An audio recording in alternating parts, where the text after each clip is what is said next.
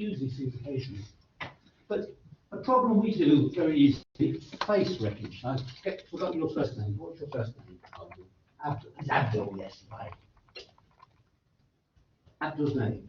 Abdul's face. I remember him. No, not Abdul. Not Abdul. Abdul. How do I do it? And the brain's taking in a picture. And that picture is hugely complicated. And all sorts of issues are challenging. We see things. See Abdul here. Goes into the eye. There's cells at the back of the eye. And the signals from the optic nerve to the brain are voltages. Electrons. And somehow in the brain, I perceive a picture of you. So it's gone through an electrical phase, and then my consciousness says it's Abdul. How on earth do we get voltages into pictures? Really tricky stuff. A bit like Tatiana's stuff with the genetic algorithms. We're taking inspiration from something natural, but by golly, nature is complicated. So, I want to recognize Abdul's face. I'm doing it. It's him. Even sideways. Yes, it's still him, yeah? Still doing it. Now, a mathematician would come along and say, hey, what's the data? The data is picture. Hey, there's a hell of a lot of picture in the data. We saw last week, if you remember, 16 by 16 bit array, pixels just being black and white, and how many possible pictures could I display on that resolution, roughly? Anybody remember? 256. 256. 2 to the power 256. 2 to the 256, which was roughly, I reckon, 10 to the 80. And you talk about Akram Khan or Paul Kuiper, and they will most probably tell you that's the number of electrons in the universe. Wow! The poor mathematicians would take these individual pixel values, try and fit an equation to it, because they deal in equations. Newton did. And would we get an equation of Abdul's face? It's not just his beautiful appearance here, but it's when he's angry and moving and all the billions and billions of different pixel images we can have. But we do it as humans. And it would be nice, or maybe not if you're a criminal, but it would be nice to recognize faces occasionally. And so we can't, the mathematician can get nowhere. Can't write the equations, but we can do it. So in a learning system, you write that program. We can't specify the program because that's a product of the equations. You need the equations before you get the program. You need to understand the problem before you write the program. But what we do in the learning system is take data, Abdul's face, and we know the answer, Abdul. Now Abdul can be just a code, it can be the letters. And what we're trying to do is do a mapping, a connection between the data and the output. And then if it works on the data you've tested it on, and every time Abdul's face, we've got 100 pictures of his face, every time one of those 100 pictures goes into the system and the light comes on or the response goes high or the name comes up, it's working, at least we think it is. Some people working in pattern recognition will say it is working. But it's only working on the 100 pictures it's been trained on. If I take another picture, Abdul, which wasn't in the reference set, if it then recognizes him, wow, we've got something interesting, because that is generalization. And beware on pattern recognition research papers, people publishing results. I'm not saying they're lying, but they are producing their best results. And even in the department, I mustn't mention the names, but a certain researcher published a paper on, it was trying to recognize breast cancer, taking principal components, these are the two measurements that are most important, plotting them as a picture, 100 examples of cancerous images, 100 of clear images. And plotted them originally on this pattern space, this two-dimensional graph, and the red dots were bad, the blue dots were good, and they were all scattered all over the place. And this person, he or she, wasn't Tatiana either, Thank you. produced a mapping. So the input was a snowstorm of black and white dots all randomly scattered, and the output was a nice cluster over here of red dots, and a cluster down here of blue dots. And quite clearly, you put a line through them. Above the line is dangerous, below the line is safe. And he was getting about 80% success. He or she, that's the other way. And it was published. And I said to my friend, outside the presentation when you do this data, I said, you were testing it on data that hadn't been seen. I think his results were much higher than 90 originally. You have been testing it on new data, haven't you? Oh no, that was the training data. What happens, I said, if you test it on data that wasn't in the training? Oh, we get about 51%. And 51%, of course, they didn't carry coins anymore. It's tossing a coin, isn't it? So, lots of interesting things. Right, am I ready to go? Yeah. Okay, I can write on here. Don't go beyond that. Right. I'll What see you in about 1 picture hour. there? Yeah, okay, thanks, Tatiana. Good luck, guys. Hi. Enjoy. Right, okay, let's try and get some notes about what I've been. Don't forget to look out. Huh? Look out for my computer afterwards. Okay, fine. Right.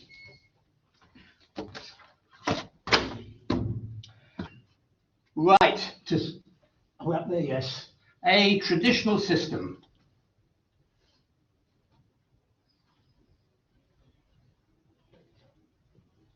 We are aiming for something that's self-evolving.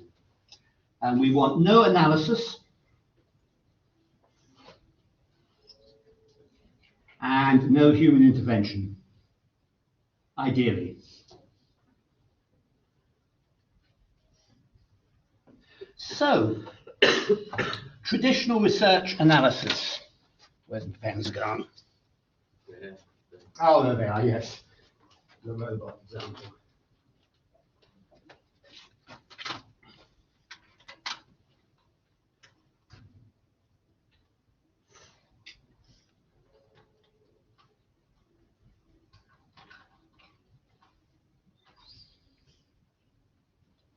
So what Newton and everybody since and before him and after him doing traditional analysis and research have followed this path. We start off with data. Data comes from the real world, it's measurements. You have an idea, and the idea leads to a hypothesis. A hypothesis is just an explanation of the knowledge we know. Throwing something in the air, it falls. The hypothesis is there's a force, it's away. So we try and take all our measurements together and make a hypothesis. And from that hypothesis, we get a model, a formal explanation of how the parameters vary. And the important thing, having got the model, is we test on new data. And that might mean we have to revise the hypothesis, and we could go round that circle many, many times, trying to get an explanation of the phenomenon. If we are successful, we will eventually come out of this loop and we will end up with equations. And once we've got equations, we're in the money. The equations can lead to systems, software, and products.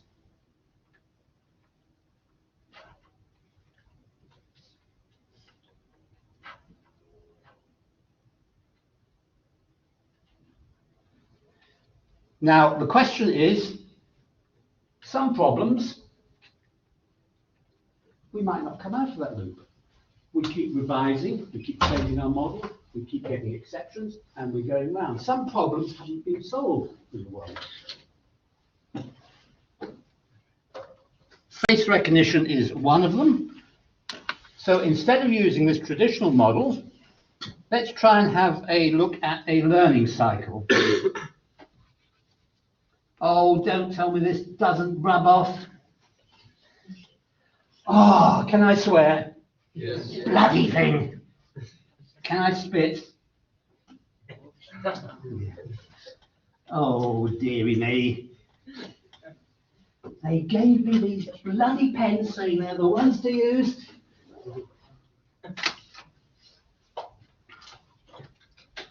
I shall have to bring a pint of beer next time so I can have a wet mouth. Oh, this is ridiculous. Anybody at home listening? Oh. Oh.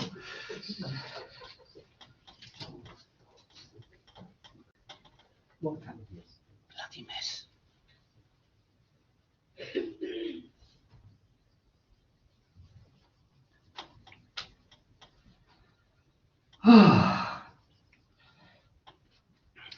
Gosh, I should have to be cautious with the screen. Right, a learning system.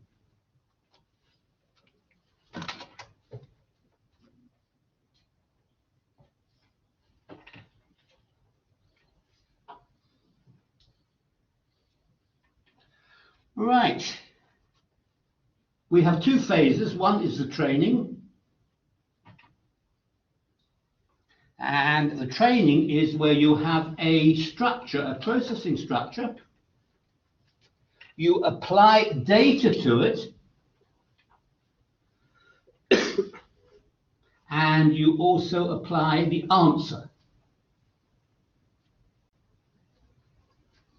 Go back to Abdul. The data could be his face. The answer could be his name. And we seek to develop a function, a link or a mapping between the two.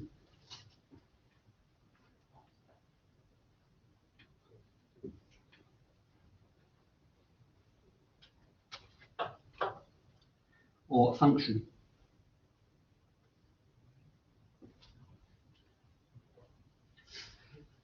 And hopefully one can get a situation where we've modified this mapping or this function such that when the data is applied, the answer comes out. And that would be a trained system. Now that is only the first part of the task. We then have the testing phase,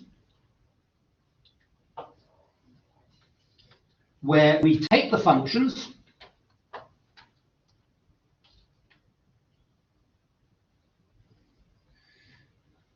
and we apply, ideally, new data, data that hasn't been seen in the training phase, and hopefully, instead of applying the answer to the system, the answer comes out. And that is basically what a learning system is. Now, I'm in a fix here. Let me go and wet my tissues. See the answer. Be back in a second.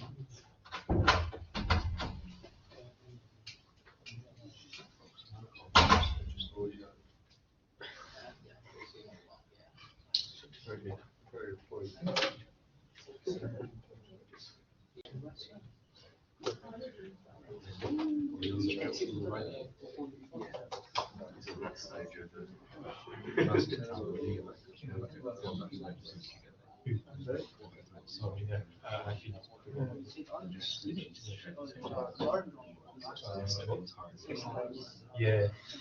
The thing is, I'd probably like it's helping if I didn't go out and fucking right. It's not helping.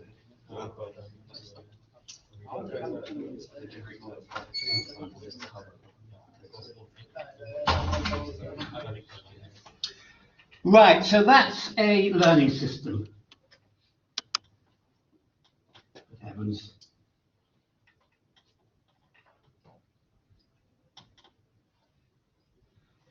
Right. Now let's look at some general methods for learning. Clean this up.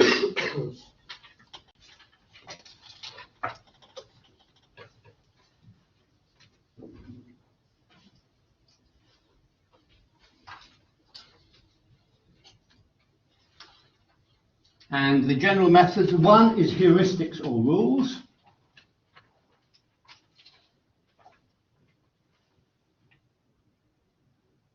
The second is learning systems.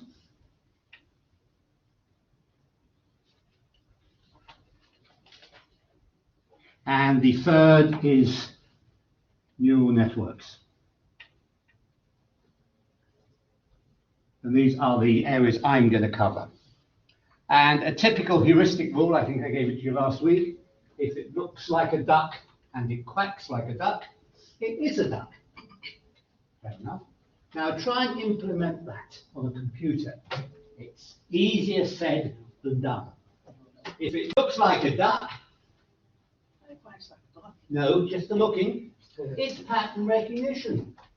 And we're down to the problem of recognizing Abdul's face. It's just data. If it quacks like a duck, it's sound recognition. But if we could do the two, we might be able to recognize a duck. So that would be an example of a rule. And I don't want to really go too further than that, just for you to be aware of it. Now, a certain rule which is more useful, more sensible than recognizing ducks is shape factor.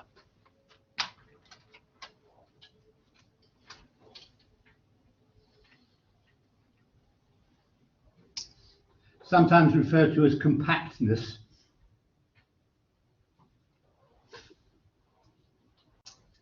Okay, and shape factor is defined as S, which is the shape factor, equals the perimeter squared over the area. So S is shape factor.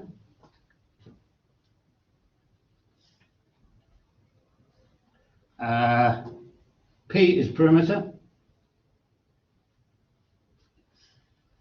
And A is area. Now we can use mathematics because we know about shapes, and we can calculate mathematically the shape factor of regular shapes. So let's take a circle.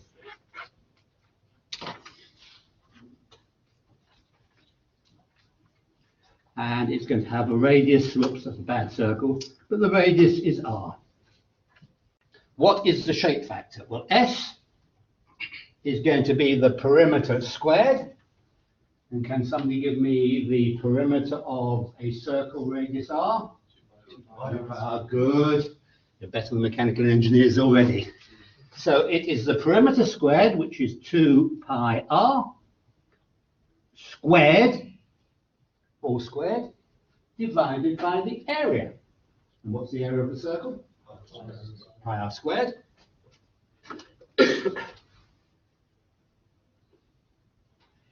And sorting that out a little bit, it's going to be 4 pi squared R squared over pi R squared.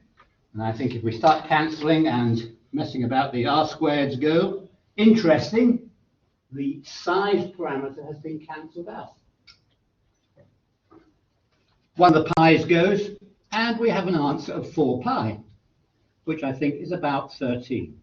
13.6, maybe what it was, about 13. Interesting. It generalizes. Take one circle, radius 1 centimeter, its shape factor is 13. Circle, radius 5 centimeters, what's its shape factor? 13. So we've got there an example of generalization. One example that extends to others. Okay, let's take another, see if you can do this in your head. Shape factor of a square, sides R.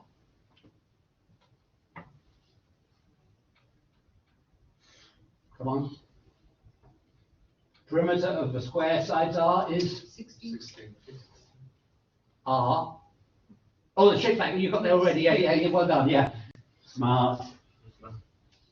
Perimeter is 4R. Perimeter squared is 16R squared. Area is R squared. Size cancelled, and it is indeed 16. And you can take any rectilinear shape and calculate its shape factor. Now that's using mathematics. And we can only do that for shapes where we have the equations of the perimeter and the area. If I were to take a random shape, see if I can clear this away a little bit now.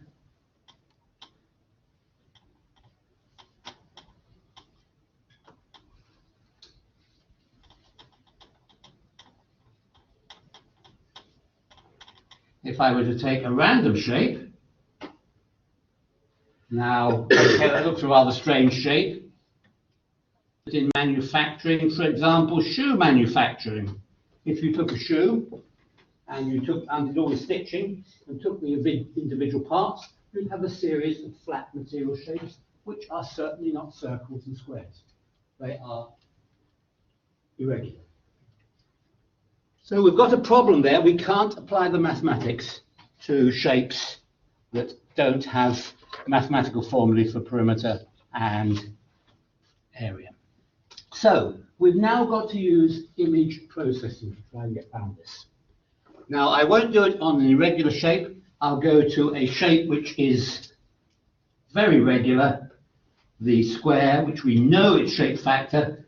Try and develop a means of operating on the picture, not using your own mind, perceiving it as a square, just looking at the data in the picture and trying to get the shape factor. And let's take a 5 by 5 array. Oh, this bloody thing.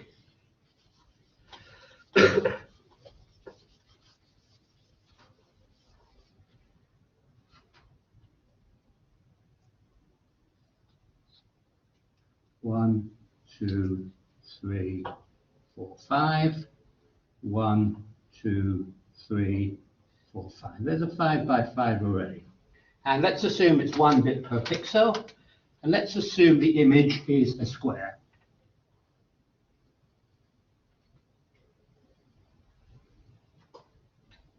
So the red area is shaded in quite nicely, fitting on the array. Let's do it like that. There is my square. And I want to achieve S from it, the shape factor. Let's go for the area first of all, because it's easier. How can I get the area of that shape? Don't say it's 3 wide and 3 vertical, because that's usually your own brain. Count the pixels. And if the pixel value is pi, then the area is going to be the summation over all I of pi. And that would be 9, and the unit would be pixel areas. Okay, we've got to invent a new unit. You can do that. So the area would come out to be 9.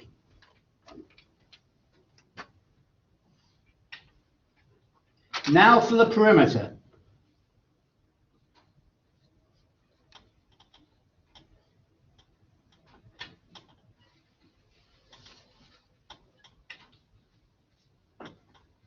Well, the perimeter is a bit more tricky.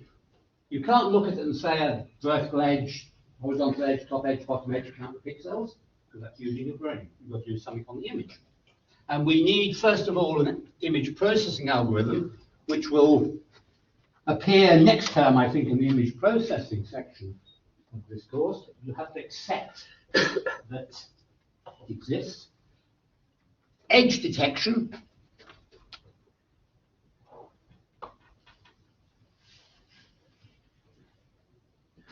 Simply removes the area, the pixels that are not on an edge, and retains the pixels that are on the edge. Right, so if I look at these, all the pixels on the top, the side, and the bottom are on the edge. The only pixel that is not on an edge is the center pixel. And so an edged image will give us an image that looks like this. It's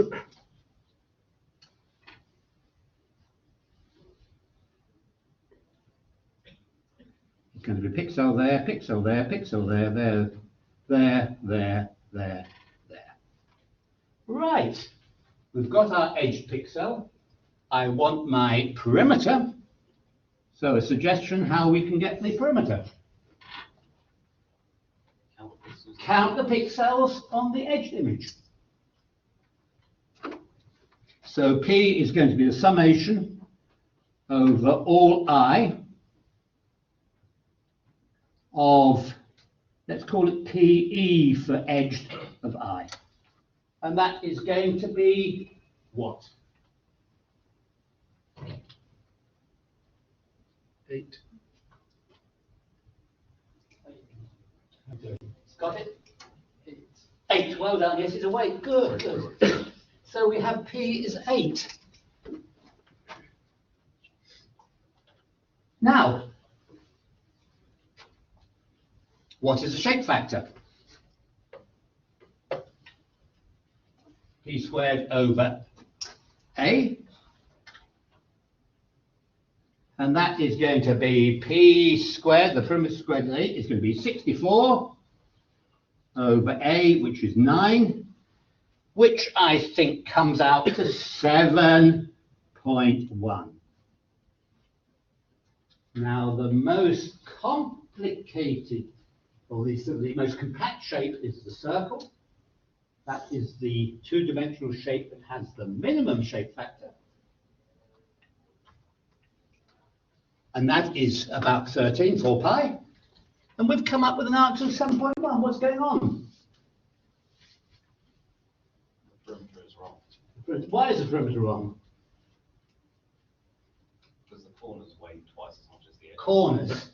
You should know what a corner is. It's just a pixel. But we do.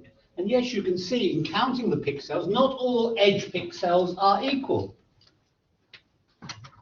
This edge there is 1 unit, if you like, but the one up here is 2 units of perimeter. Now you could say, okay, we could put in a correction factor, the corners count double. But what is a corner? You're not looking at the square, because the data that you will be looking at, just try and emphasize this point. Oh, I wish I had a whiteboard in here. Let's go back to there.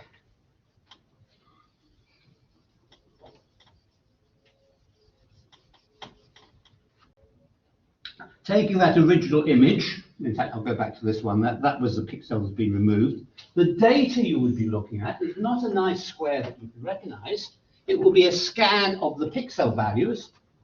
And remember, in the real world, white is never perfect white, and black is never perfect black. And so let's encode the white as 0 and the black as 15 4-bits, okay?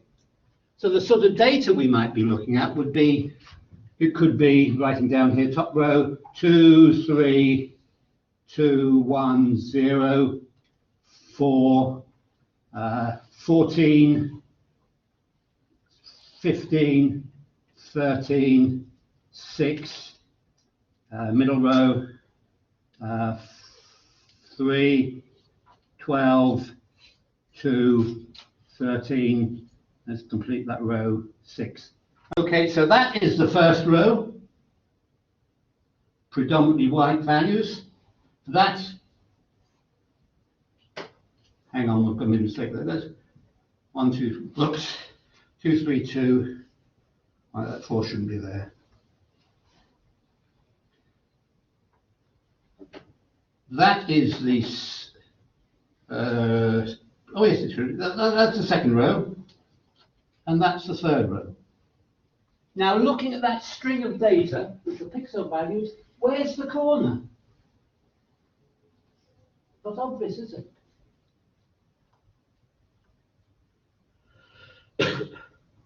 Okay, the way of finding the corner, I guess we could go back from that data, reconfigure the shape, and use the human. But in artificial systems, we don't want to use the human, we want to get rid of the human. So there are problems. And the solution to this one, of course, is resolution. So, Yeah? wouldn't there be a better way to get the perimeter though? If you were to count every white area before there's a black area? You're thinking about a particular square. Think about the data. That's the data you're operating on. Okay? Right, so the solution here is high resolution. And just to show that it does work, it's not a completely stupid method.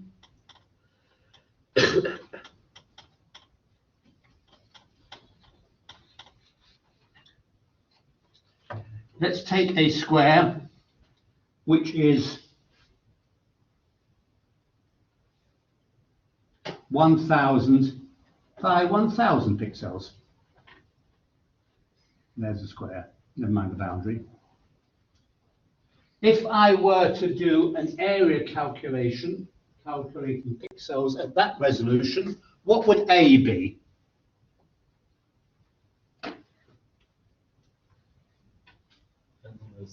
10 to the 6, well done.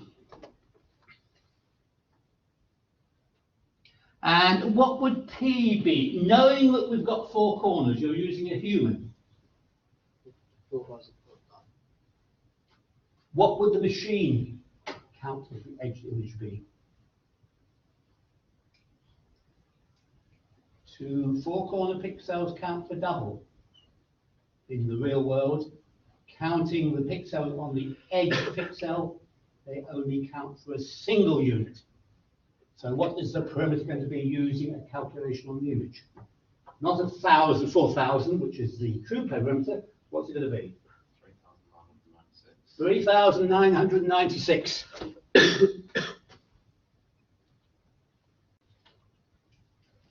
And so the shape factor, remember, the shape factor was 12, it was 16, wasn't it? Yeah. Right, let's see how far we get. So the perimeter, the shape factor now is going to be p squared, which is 3996 squared, divided by 10 to the 6. And last year when I calculated this, it came out to 15.96. So we are getting close to the theoretical 16. We've got to have high resolution. And what's the point? Well, it has been used for sorting industrial parts. Usually 2-dimensional parts can be backlit.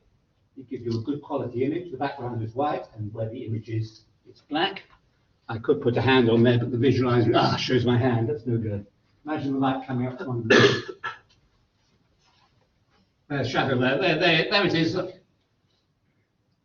That's the sort of image quality you'd be looking at with backlighting. Okay. And it's used for limited shapes, limited ranges of shapes. Clothing manufacturing, for example, shoe manufacturing, assembly of flat surfaces in engineering. So it does have a use, and it will sort shapes. It will sort the shapes independent of size, which is a generalization. But having sorted them into sizes, into shapes irrelevant of size, supposing I wanted to pick out circles, look at the shape factor, looking for a shape factor close to 4 pi. But then if I want the different size circles, how would you grade them having separated the circles?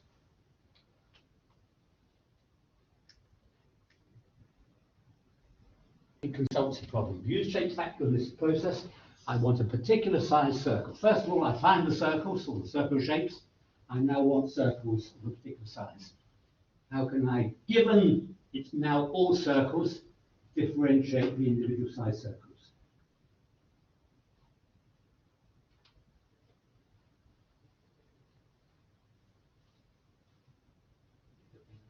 The area. They don't pay consultants peanuts for nothing, you know. They have smart ideas. So it is used. Okay, I like problems with methods because we learn from problems.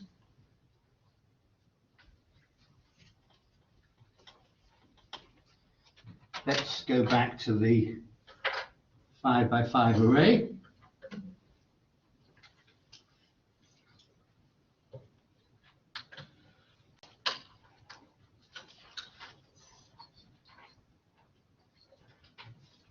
And let me take, So I think you did 6. oh, never mind, doesn't matter, size independent.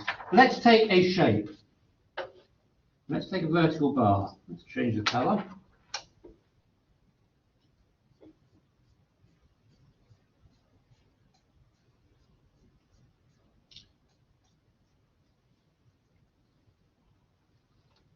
What is the area of that red bar? 5. 5 pixels. 1, 2, 3, 4. I think there's 5 pixels red, aren't there? 5 red pixels. Exactly the same bar. That's it. Let's clear the edges.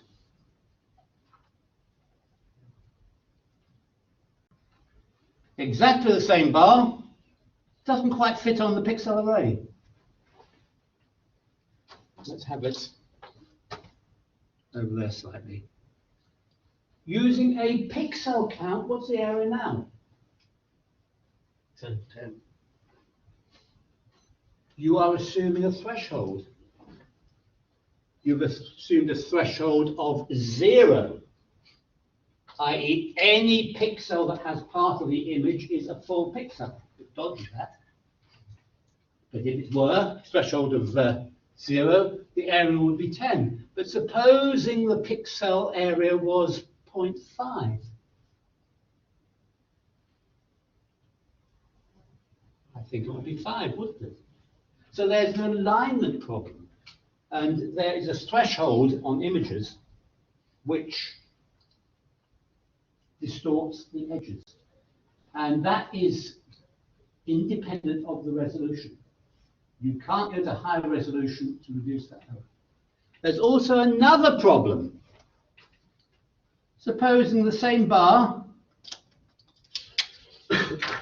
comes in like that. Now, using the pixel count, let's have a threshold of about 0.5. What would you say the area would be there?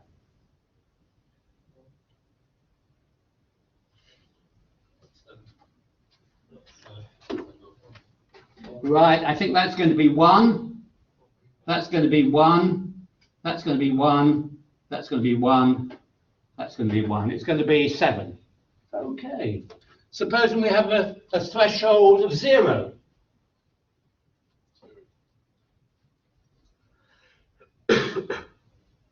Any pixel that contains part of the bar is 1. What?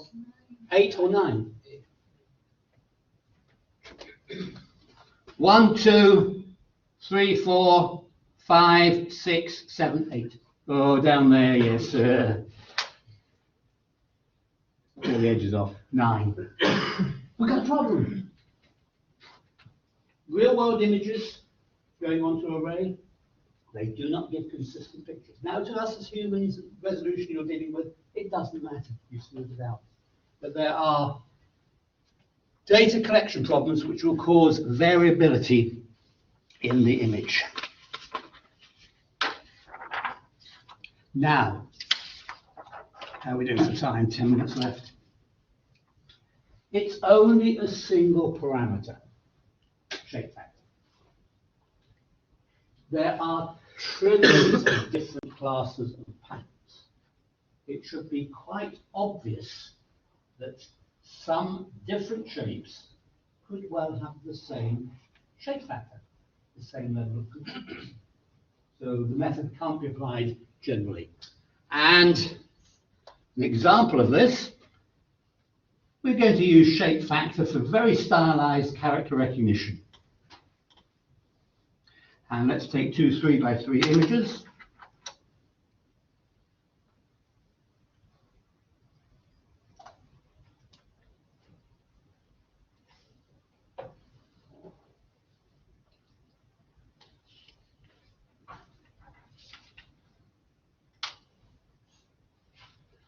Character recognition there is a good example, lined up on the array perfectly.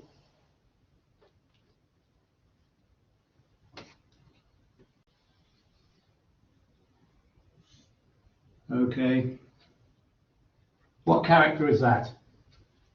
Oh, good, great. And let's take a T.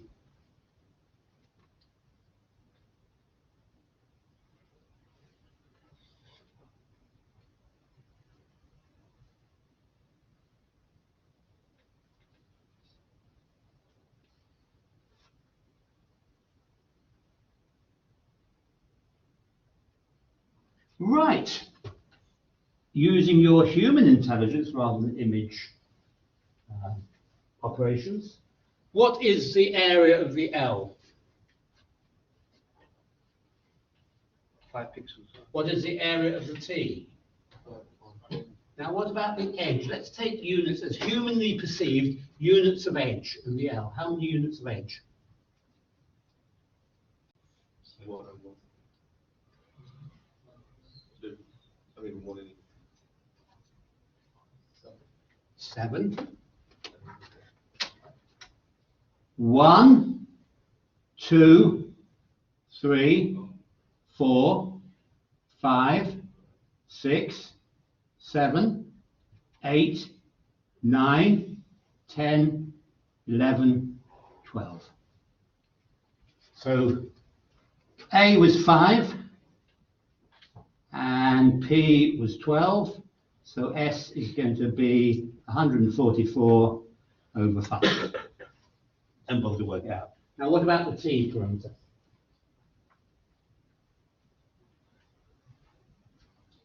12? 12? Damn. Same perimeter, same shape factor. Those two would have the same degree of compactness. So again, it's not a universal algorithm. Right. I've got, yes, 8 minutes left. So that's a shape factor. Let's have a look at another coding strategy.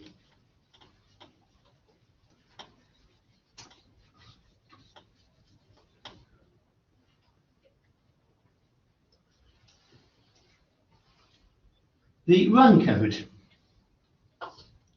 And this is really a compression.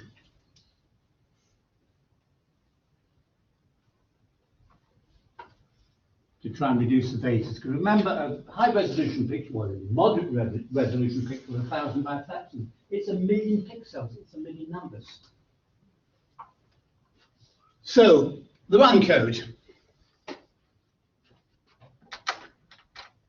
Take a shape, and let's apply it to an irregular shape.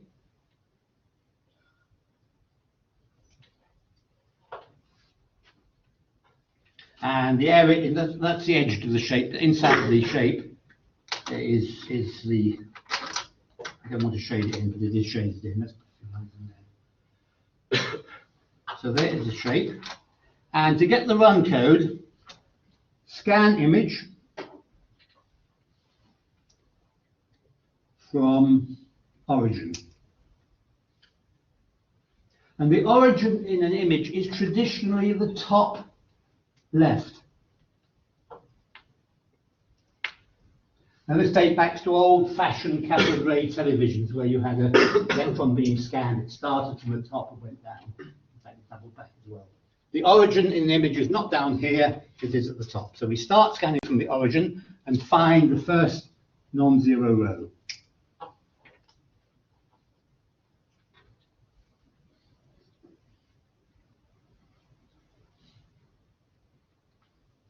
And looking at it, the first non-zero row, just changing my pen color, is likely to be, let's say the second row. And it's white. And this will be W11, which is the first white run on the first row. That is then followed by another run of black, and this would be B11. And that is then followed by a row of white pixels, and that will be W12. First row, second white run, and of course, there's more complicated images, you can carry on. Let's do another scan down here to make it slightly more clear. Supposing this is the fourth row, that will be W41. This would be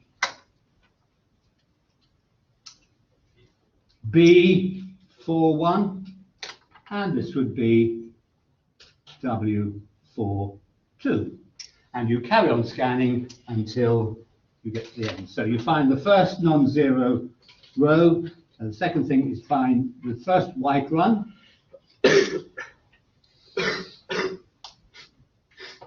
Then you find the first black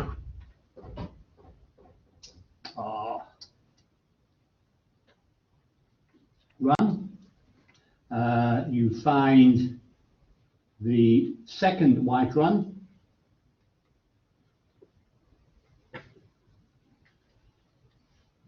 And you continue to end a row.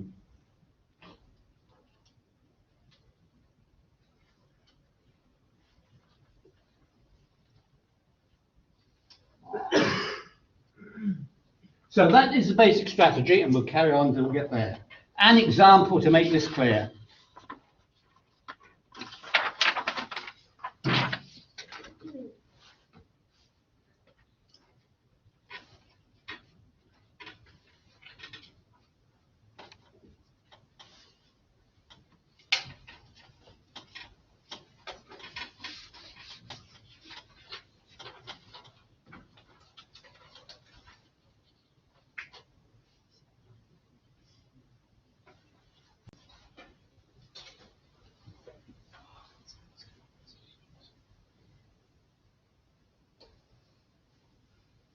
And let's take an image which is 2 pixels there, 3 pixels there, 3 pixels. That's not the one I wanted. Ah!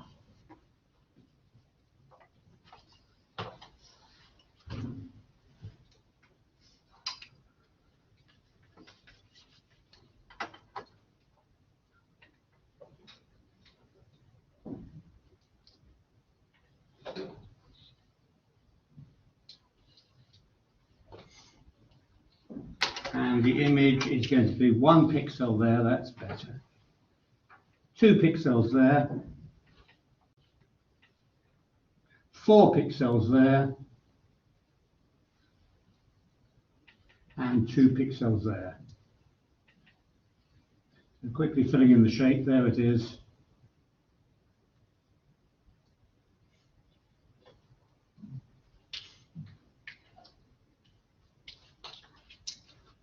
So there's our pattern.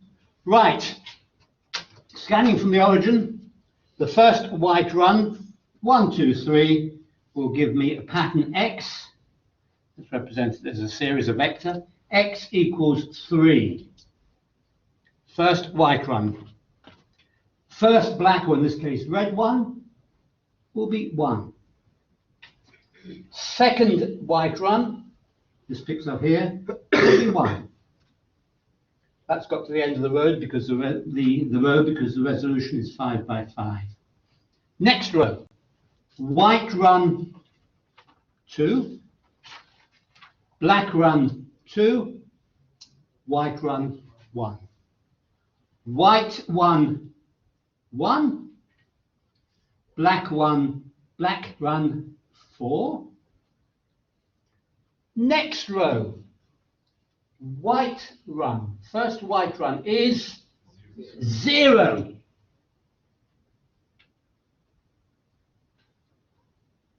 You've got to have a white run at the beginning. Otherwise, the decoding back from the run code to the image will not work. So we have a 0 and a 2 and a 3. So that now becomes your image using a run code.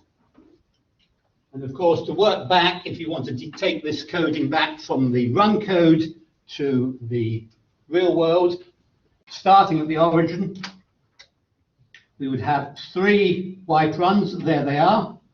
We would have followed by 1 red, 1 white, 2 white, 2 red, 1 white, 1 white, 4 reds, and then here we know no white runs, so this will be right up against the origin. Yes? You don't need a 0 for the other side as well. No. Just the end. You need to know the resolution. So in coding back from this code to the image, you've got to know that each row is 5 pixels. So looking at that, counting the 5 pixels, we would have 3, 4, 5, that is 1 row. 2 rows, 3 rows, and 4 rows. 2, 3, and 4. Okay. Right, 2 seconds left. Where can this be used? As application, just to show it's just not just a fancy idea. It can be used quite effectively when data has some form of stability. And an application is bottle inspection.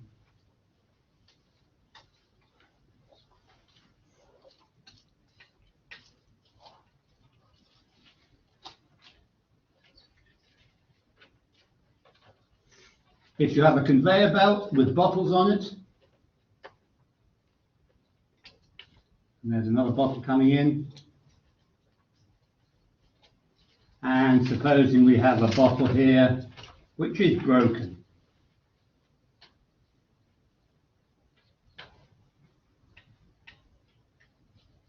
Now the neck has been broken, it's cracked down there, something like that. Okay, apply a run code to this. In this case, it would be a vertical run code because you would be using the stability of the data, and it's stable when it's sitting on a flat surface. So we do a run code in that direction. We get the run code for the perfect bottle. This will give a different run code. You can detect it's broken and dispose of it. So there's an application of run coding. Okay. If it's taking data, you're not taking any measurements and interpret them as a human. You're comparing it to that expected run. Okay, it's time. My time is up. I'm sorry about the audio visuals, but I'll try and get it sorted out next week. Next week is online, isn't it? Okay, what to do this week? Play around with shape factors. Do the calculations of shapes, triangles. Another thing, a circle. Mathematicians can cope with a circle. Put a circle on a pixel array. Huge amount of distortion on the edges. Because on an array, a pixel array, you only have vertical, horizontal, and 45-degree straight lines. The rest are staircases, and that's a problem. So think about these problems, and what's interesting is when they don't work. Because then, if we're into research, we can make it through. Okay, guys? I'll hang around if anybody wants to chat. Anybody coming in here now?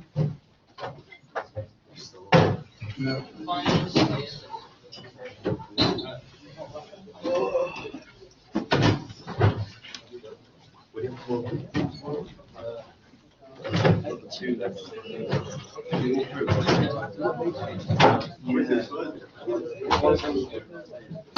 Yeah. I'll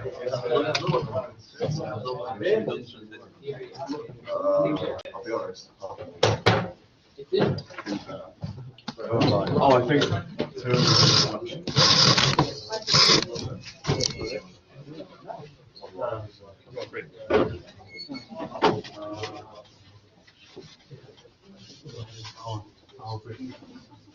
Thank you, sir. Okay. Think about these ideas. Thank you very much. Cheers. Yeah. Who's first? No, I just wanted to say. Don't be polite. I Go checked for out it. your wizard thing in the science museum. You did? Yeah, it's Yeah, very good. yeah, excellent. I'll show you when you're younger. Oh. Yeah, no, it's pretty good stuff. That is still actually a good technique on face recognition.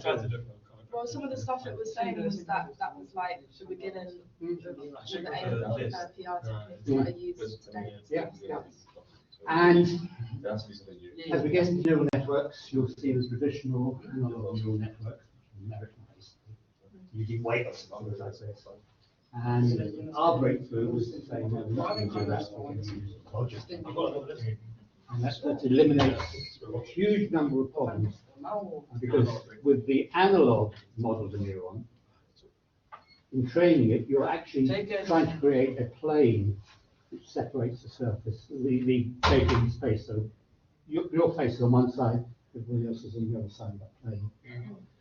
And of course, as you train the thing, you're moving the plane. And as you go through the training, the pattern's wrong, you move the plane to get it right, it might get a pattern that's gone before wrong. Yeah. And you have to go back. So I- That's it, yeah, spot on. And that is a really big problem. Now, that cannot be what happens in nature, because we recognize new things immediately. And the speed of propagation of signals in the human being, what is the speed of electrical signals in the human being? Should be much faster compared to anything really. I'd say it's the speed of the electron propagation in the nerves. Can't really remember the exact number. Oh, sort of. Let's see how fast it is. No, I'm going to use that. We don't know that. No, I haven't got any money on it. Can't do That's it. about 20 Oh, dollars. this will do. I made this one. Right, put your hands out like that. Usual trick. Right, the idea is, okay, so it's time for the muscles to work. The moment your fingers move is the important thing. And it's going to drop. Not very fast, is it?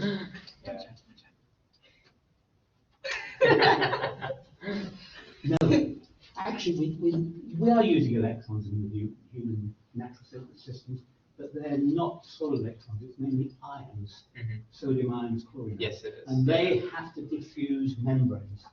Yeah. And the speed of propagation in the brain and in the human body is about 10 meters a second. Okay. Much slower. I see. Another test. Have we got anything? Oh, I need a ruler for this. Anybody got any? I have one. I've got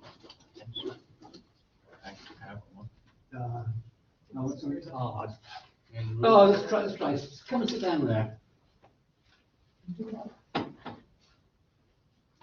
tall enough. That would work.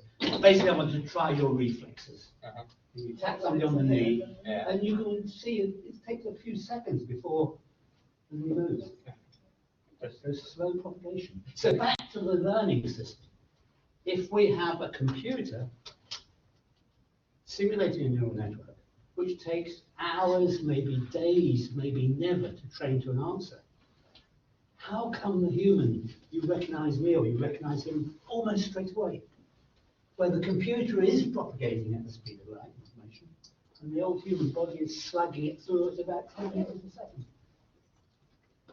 Now, the beauty of, I'm giving you an advanced preview of the lectures, the beauty of a logic function, if you're using the neural network system, if you're training, I'll write on here again. If I want to recognize the letter T, there's the letter T. Supposing I'm taking a logic function from the top row, 3-input logic function, F. ABC going in. If I want to recognize that section of the pattern, the function that goes in that box, the logic function, is going to be, in terms of ABC, what? X is 1, Y is 0. I want to recognize the top bar. What's the logic function? A and B and C. A and B and C. I then, so the function is going to be F equals A and B and C. Forget about all minimization. And Ian told you in the second year it was a waste of time, but it was fun. I now put in a different pattern. Supposing there is, oh, this damn thing. I put in another pattern, which is still a letter T, okay, it's got a bit of noise on it. Obviously, the AND function will output a naught. Yeah. I can change that function to now recognize 1, 1, naught. It was A and B and C. What does that have to become? Or A and B and not C. Yes! A and B and not C. And the brilliant thing about that is it still responds to ABC. Yeah. You still get the same Obvious, answer, but yeah. brilliant. And so what you can have in a digital neural network, whereas the ones you were showing, you're putting a decision surface through space. In the logical model, which is the wizard in the Science Museum, you start off with a single pattern. This is your universe. You start off with a single pattern, you put in 2 patterns, and it will start to recognize a cluster of patterns. And what you have is the data set, which is all the T's. And by training, you can expand this red set, which is the generalization set. And ideally, if that matches the red set, oh, don't the colors come out on this? I think because you were colouring it in earlier, it made the Yeah, red sometimes tint it doesn't black. really. Ask for your fees back, ask for the money back. Try But the thing is, this will expand, and it never loses the previous information. No, I think that's a much better model. But if we're talking of replicating what's going on in the human, my models are just as crude as Tatiana's are for DNA. It's really just data set. The inspiration is there from the natural system. So, and there's a lot of nonsense about AI. We can imagine. Don't believe. I mean, I'm actually becoming more skeptical as I go on. Because what's happened with AI is it's a big wave, going back to Alan Turing's day, big excitement down. In the 90s, I told you this last week, I think, the Americans were the thanks. And DARPA had a big contract with MIT or something, got a beautiful tank recognition system. We went to the local army base near MIT in Boston, worked perfectly. Sold it, equipped the army. First time they used it elsewhere, it didn't work. Because the system they developed was okay, dependent on the tanks, also dependent on the background. Yeah. And again, as humans, when I'm looking at you, somehow I blank out the seats behind. Yeah. When I'm looking at you, I blank out you. These are fantastic processes which if we could get them into systems. Yeah, it'd be a breakthrough. 100%. People do cheat. Really do cheat. Oh, The obvious one is the testing presenting results on trading pattern. Last year project, again, I mentioned this last week, some guy did a neural network project on face recognition, and it was a one many, so 10 pictures of your face was the positive class, and 5 each of your face was negative class. And he just used a simulator, so he didn't understand the structure of the network or how the individual nodes behaved. He tested it and he got 43% recognizing you, and unseen pictures of you. And of course, had he trained it on you and labeled that the net which was detecting not you, it would have been 60% accurate. It's a complete nonsense. yeah, yeah, that's true. Another thing I can do, I can give you the lottery ticket one. If you don't have enough data, the system will work. And this misleads people. The first thing you do is you try it with a simple test. It works. Fantastic. My 3 lottery tickets were lost. And the 3 lottery tickets for 1 million. You can actually separate those 3 out.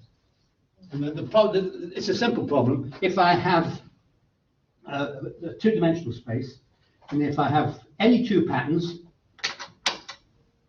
there's going to be a line between them. That's based on 2 patterns. But if this class was a part of that set, and this class was a part of this set, then clearly there's a red pattern. All these would be red, and there's a black pattern. All those in there would be black. So the 2 patterns I had originally just don't represent the real world. Lots of them. Okay. That was you emailed about the project on it. Yeah, it was. No, it's fine. I'm just not available. It wouldn't be fair on you. Yeah, Um, of course. If you're stuck, go always chat to me. Mhm. I mean, you talk to him, so. I spoke to John Cosmos Yeah. because I wanted to do an augmented reality project. Okay. Well, he's into 5G stuff in a big way. Yeah, and he's already specified the project for me, Excellent. so I can't actually go to him and say No, fine. I had ideas. I mean, I'm just curious Oh. because I wanted to do. Like I was saying to you earlier, in the new Mercedes they have cameras on the front of the car, and they have their own internal mapping system Mm. where they put arrows onto the road and stuff. Mm. And I wanted to do that for a motorbike visor, Mm. but he'd already laid out Yeah, the because then project. research project, okay. So is that something I should query with him, or should I just accept the project? Well, if he's offering that project, then really you've got to do it. Okay. If you want to do, are you being sponsored by Mercedes? No. I think if you had a company sponsor you, and they were interested in the project, then the internal supervisor doesn't have too much to do with the project. Right. If we're happy with the state-of-the-art industry involved. Yeah. No, you don't. I just You're on your with the own. idea. I think you'll go along with John. Okay. Okay then. Alright, we'll make our way. Mhm. Yeah, off you go. Thank you, John. Sorry Okay. about all that nonsense. I'll try and make it better next week. No You worries. could always use just pen and paper. Put it on the visualizer, yeah. Is it me being incredibly old, or is the old-fashioned lecturing better? I like all that. Yeah, Yeah, I don't mind at all. I mean, last year, honestly, we had a class where the top third did pretty well. Mhm. In fact, some of the marks were incredibly high. The middle third, they were logged on to the online lectures, but the others went to sleep again. Yeah. And the bottom third weren't even logged on. Yeah, it's made it very convenient for people to think, oh, it's online. I don't really have to visit it. And, they're not sure. Yeah. You don't really get a gauge of the work Oh, that yeah. you have to do. Frankly, I personally believe. on Another lectures, fallacy, yeah. oh, I've got 800 hours of lectures, I'll look at them in the last week before the exam. Never works out. It being recorded is useful though, because I can make some brief notes in lecture and then Yeah. I can go home, watch it again and make Yeah. better Yeah, notes. definitely. Good students. It has- It's Yeah, you useful, do. It's to useful for people that. who use it, but people take advantage of these things. But the seminar side doesn't exist, that's the trouble. Okay, you can ask questions online, but it's not It's not the same, 100% not the same. session. I did not like online. I'm happy I did a placement year over the Oh, yeah, that main was very part of lucky. when online lectures were going on. Happy I missed out on that. Yeah. And if the exams, Same. if the exams are the same as we had last year online, you will be using your own data to answer the question, a bit like the science. Okay. And the bottom third who never tuned into the lecture class, they were gobsmacked. They couldn't copy answers. Take your student number, this is a vector for your neural network or whatever, Yeah. apply it to this data. And there's people out there who hate me. The good ones got, I mean, we were embarrassed with some of the marks. Tatiana and my marks. 90s are my questions, 90s on Tatiana's. The evidence and good guys. Good stuff. Good stuff. Okay, off you go. Yeah. Enjoy. See ya. I'll quickly show you. Oh, blimey. Because this is like an old Eagle Moss Cybot from Yeah. 2001. Yeah. I've got a whole bunch of these because I was they're a good chassis to kind of do experiments Yeah. now on. So one of the things I've been doing is because the old circuitry ones, it uses like Windows 98 2000 on the laptop to work with. I've been adapting to take like Arduinos and modern controllers. And because I'm not really the best at maths, what I did over the summer, because I knew we were going to be doing some stuff with neural networks, I kind of prepared myself for it. Yeah. So with this one, it doesn't work too well, but it has two single neurons, one for each side, Yeah. and it reads with the LDRs Yeah. to try and avoid obstacles. So I trained it on my laptop in Python, and then I gave it an independent testing set to make sure it's not going to just kind of be like remembering as such. And then once I then got the parameters, I then put that into this, so it's kind of like pre-trained, and then I can kind of have it go around the room. But now I want to try and go into like multi-layer networks and try to use ultrasonics and stuff like that. That was just one of the things I kind of did over the summer, because I did want to, because it uses like a network to communicate between the layers. I wanted to interface with it and read using the original circuitry rather than kind of like replaceable like a lot of people online do. So I actually managed to find the contact emails of one of the people who originally worked on it, and they were going to kind of pass it on to other people, but sadly it never kind of went to anything, because I knew they were based off, is it the 7 dwarf robots or something like that? It was like some, I think it was, I don't know if it was the 80s or the 90s, but it was like these little robots or something that had neural networks or something on it. I think the robot was supposed to be based off it, so I thought it was quite interesting. didn't know. So I thought it'd be kind of cool to get a whole bunch of, because as a kid, they would have been like £600 back in the day when I was like a toddler, but now they're like £30 on eBay. So I just got a whole bunch of them to kind of do a This is bunch going of to be your experiments. project, is it? Yeah, I'm kind of doing my own project. So I wanted something to kind of do with cluster robots and something to do with some sort of image recognition. So I talked to Dr. Benitez Constantinos. Yes. Because I've shown you some of my projects before. So what I want to try to do is, rather than have it that I put cameras on every robot to detect objects, what I want to try and do is have one kind of camera on like a tripod, set like an aerial shot, and then through a network that then control what the other robots do, or something like that. So I'm going to have a meeting with them to kind of talk through it a bit anyway. So I want to try something that's going to be hard that I haven't done before, but not too hard that it's not really going to. I want to try and find that kind of good area. So I don't want it to be too easy, and then no, I want it to be challenging. If you know. What I mean. Keep the project in perspective. I mean, you're obviously keen on this. The project sounds like a year's work to you right now. It isn't. It's 20 days, 1 day a week. Yeah. And time flies. And for your own safety and well-being, I always like to see a prototype working at Christmas, the basic system working at the end of the first term. Because then you know if something really seriously goes wrong, go pass mark. Yeah. And then take the prototype to the final version of all singing or dancing in the second term. Now, if you plan an all singing or dancing system in the second term and it works, fantastic. If it goes wrong, you're high and dry. Because I've already kind of got them to work with an Arduino where I can kind of control them manually. I've been doing some experimentation with controlling through Ethernet, controlling like robots. Like that's a newer version of another one where I managed to control the segments just through like the UDP protocol.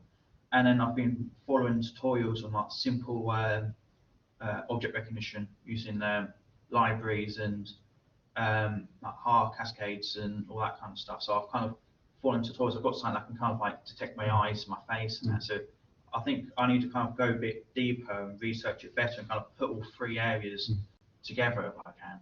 So I thought it'd be because when I was looking over the projects, there wasn't really anything that kind of screamed out. But I saw a couple. So well, it'd be kind of good if I was able to kind of merge them as such. No, it sounds good. And Costas is a good supervisor.